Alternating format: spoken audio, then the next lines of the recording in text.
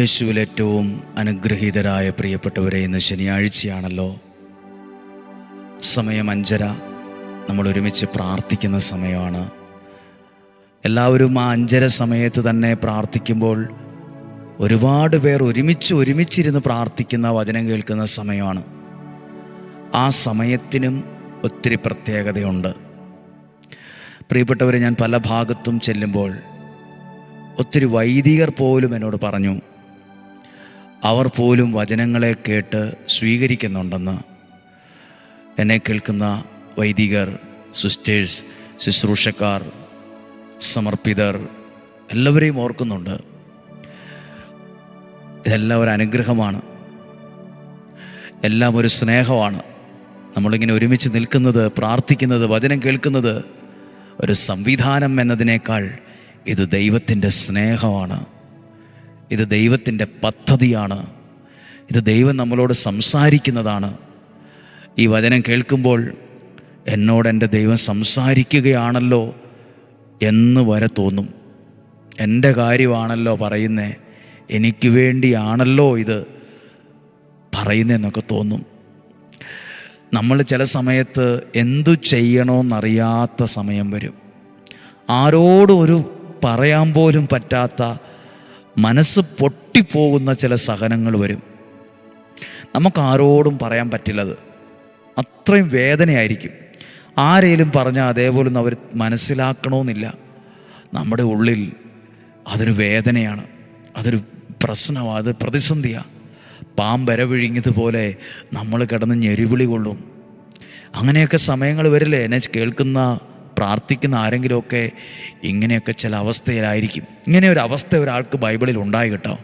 കേൾക്കുകയാണ്. അത് കേൾക്കുമ്പോൾ ശ്രദ്ധിച്ചേ, നമുക്ക് വഴി പറഞ്ഞു തരുന്നൊരു ദൈവമുണ്ട്, വഴി കാണിച്ചു തരുന്നൊരു ദൈവമുണ്ട്, വഴി തുറന്നു തരുന്നൊരു ദൈവമുണ്ട്. ഒരു വാതിലടഞ്ഞാൽ അപ്പുറത്തൊരു ജനലയിലും ദൈവം തുറക്കും. എല്ലാ വാതിലുകളും അടച്ച് നിന്നെ ശ്വാസം മുട്ടിക്കത്തില്ല കേട്ടോ. പ്രതീക്ഷയോടെ ഈ വചനം കേട്ടെ. 2 സാമുവേലിൻ്റെ പുസ്തകം 5-ാം അധ്യായം 18 മുതലുള്ള വാക്യം ഒന്ന് വായിക്കുകയാണ്.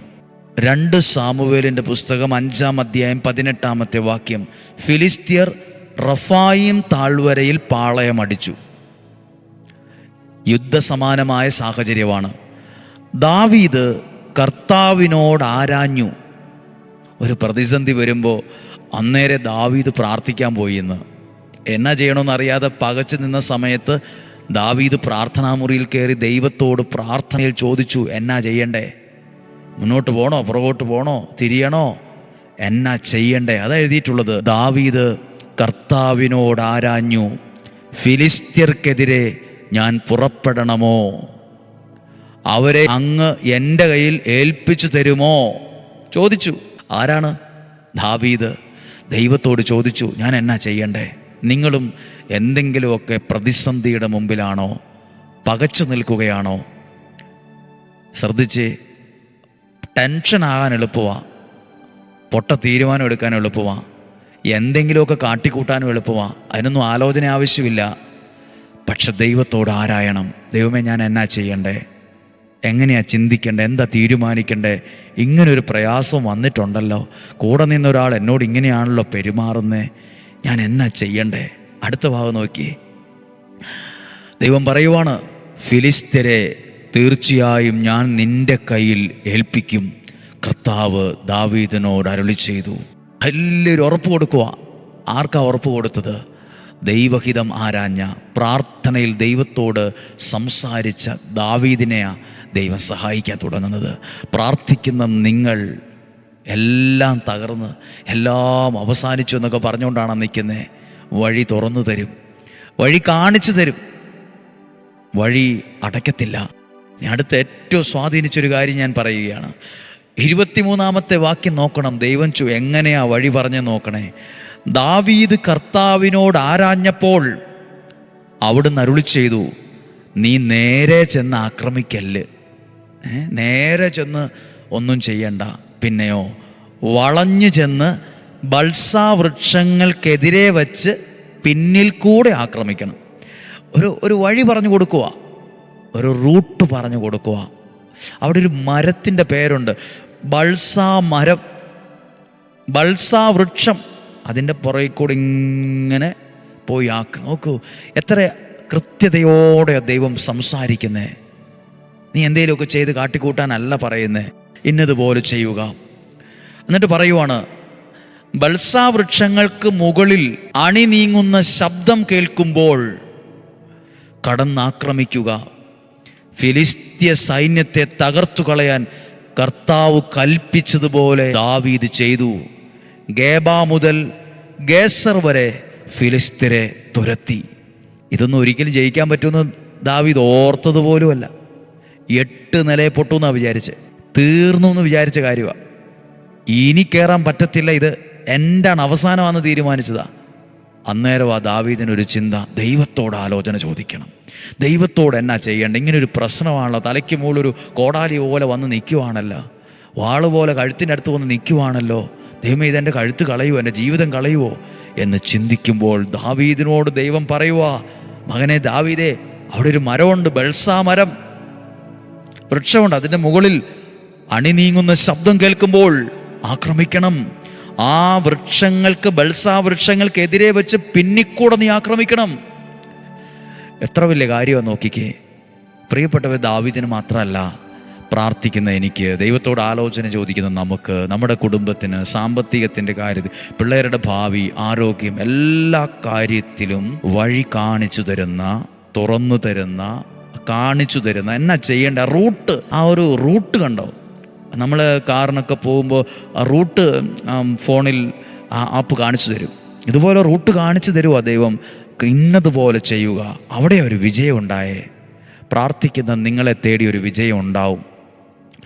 എന്തെങ്കിലുമൊക്കെ ആലോചിച്ച് ഇതൊന്നും വിജയിക്കാൻ പോകുന്നില്ല, 8 നിലയെ പൊട്ടത്തേ ഉള്ളൂ എന്നാണോ ചിന്തിക്കുന്നത്? അത് ബുദ്ധിയുടെ ഒരു ഉത്തരവാണ്. വിശ്വസിച്ച് പ്രാർത്ഥിക്കുന്നവൻ്റെ ജീവിതത്തിൽ ഉത്തരവ് അത്ഭുതമാണ്, അടയാളമാണ്, പ്രാർത്ഥിക്കുവാണ്. നിങ്ങൾക്ക് വേണ്ടി പ്രാർത്ഥിക്കുമ്പോൾ ഈ വചനം ഒരു അനുഗ്രഹമായി മാറണമേ. ഈ വചനം ഒരു വഴിത്തിരിവായി മാറണം. രാവിലെ എഴുന്നേറ്റ് കുളിച്ച് തലമുടിയും ചീകി ഷർട്ടും പാൻസും ഒക്കെ ഇട്ട് അങ്ങ് പോകുന്നതും എന്തെങ്കിലുമൊക്കെ ചെയ്യുന്നതും, രാവിലെ എഴുന്നേറ്റ് കുറച്ച് 5-10 മിനിറ്റ് പ്രാർത്ഥിച്ച് ദൈവകരങ്ങളെ ഏൽപ്പിച്ച് ജീവിതത്തിലേക്ക് ഇറങ്ങുന്നത് തമ്മിൽ ആന കുതിര വ്യത്യാസമുണ്ട്. ചാടി എഴുന്നേറ്റു, കുളിച്ചു, പല്ല് തേച്ചു, ഫ്രഷായി ജോലിക്ക് പോകുന്നു, തിരക്കോട് തിരക്ക്. കുറച്ച് നേരം 5-10 മിനിറ്റ് പ്രാർത്ഥിക്കുക. ആ ഒന്ന് ചാർജാകട്ടെ, ഒന്ന് ചാർജാകണം. നമ്മൾ പറയില്ലേ, ഫോണിൽ ചാർജില്ല, വേഗം കുത്തി വെക്കണമെന്ന്. എന്നാ എന്ത് കൃത്യതയോടെ നമ്മൾ ചെയ്യുന്നത്. ജീവിതത്തിന് ചാർജ് ഉണ്ടോ എന്നൊക്കെ നോക്കണം. ചാർജിങ് നടക്കണം. പ്രാർത്ഥിക്കുന്നതിലൂടെ ദൈവം നൽകുന്ന അനുഗ്രഹമാണ് ചാർജിങ് ആയി മാറുന്നത്. ഈ കേൾക്കുന്ന വചനം ചാർജിങ് ആണ്, ജീവിതത്തെ ശക്തിപ്പെടുത്തുന്ന ചാർജിങ് ആണ്. പ്രാർത്ഥിക്കട്ടെ. കർത്താവേ, അങ്ങയുടെ അനുഗ്രഹം ഉണ്ടാകട്ടെ. ഈ ശനിയാഴ്ച ദിവസം വചനം കേട്ട് ഇവരെ അനുഗ്രഹിക്കണമേ. ഈ വചനം അനേകർക്ക് അയച്ചു കൊടുക്കാൻ, ഈ വചനം ഒത്തിരി പേരുടെ ജീവിതത്തിൽ ഒരു ചലനം ഉണ്ടാകാനിടയാണ്. പ്രാർത്ഥിക്കുന്നു. രോഗങ്ങൾ, അപകടങ്ങൾ, ദുർമരണങ്ങൾ, മൂപ്പെത്താത്ത മരണങ്ങൾ, ചതിയിൽ നിന്നും വഞ്ചനയിൽ നിന്നും ഞങ്ങളെ സംരക്ഷിക്കണമേ. ദീർഘായുസ്സും ആരോഗ്യവും തരണമേ. സമാധാനവും സന്തോഷവും തരണമേ. ഞങ്ങളുടെ ഈ ഡെയിലി ബ്ലെസ്സിങ് എന്ന വലിയ കുടുംബത്തെ അങ്ങ് അനുഗ്രഹിക്കണമേ. ഇതിലൂടെ അനേകർ ദൈവത്തെ അറിയാൻ ഇടവരണമേ. ദൈവമേ, നിന്നെ സ്നേഹിക്കുന്ന ഒരു ഹൃദയം, അങ്ങയുടെ വചനത്തെ ഇഷ്ടപ്പെടുന്ന, ബഹുമാനിക്കുന്ന ഒരു ഹൃദയം തന്ന് ഞങ്ങളെ അനുഗ്രഹിക്കണമേ. ഒരാൾ നഷ്ടപ്പെടരുത്, ഒരാളും തകർന്നു പോകല്ല്, ഒരാളും വീണു പോകല്ല്. എല്ലാവരും അനുഗ്രഹിക്കപ്പെടണം. എല്ലാവർക്കും സ്നേഹവും അനുഗ്രഹവും കിട്ടണം ദൈവത്തിൽ നിന്ന്. യേശുവിൻ്റെ നാമത്തിൽ നിങ്ങളെ ദൈവനാമത്തിൽ അനുഗ്രഹിച്ച് അനുഗ്രഹിച്ച് അനുഗ്രഹിച്ച് തന്നെ പ്രാർത്ഥിക്കുന്നു, ഇപ്പോഴും എപ്പോഴും എന്നേക്കും. ആമേൻ. ദൈവം അനുഗ്രഹിക്കട്ടെ. സാധ്യം എല്ലാവർക്കും അയച്ചു കൊടുക്കണം കേട്ടോ. ഈ വചനം ഒത്തിരി പ്രയോജനം ചെയ്യും. ബൈബിൾ എടുത്തു വച്ച് ഇത് എപ്പോഴേലും സമയം ഒക്കുമ്പോൾ ഒന്ന് കേൾക്കണം. സാധ്യമാർക്ക് അയച്ചു കൊടുക്കുക. ദൈവം അനുഗ്രഹിക്കട്ടെ. നാളെ ഞായറാഴ്ച ഒരുമിച്ച് വചനം കേൾക്കണം. നാളെ ഒരുമിച്ച് വചനം ഒരു അനുഗ്രഹമാണ്. നാളെ ഒരുമിച്ച് വചനം കേൾക്കുന്നത് വരെ, കാണുന്നത് വരെ സ്വർഗത്തിലെ ദൈവം എന്നെയും നിങ്ങളെയും ഉള്ളം കയ്യിൽ എന്ന പോലെ സൂക്ഷിക്കട്ടെ, പരിപാലിക്കട്ടെ. ആമേൻ.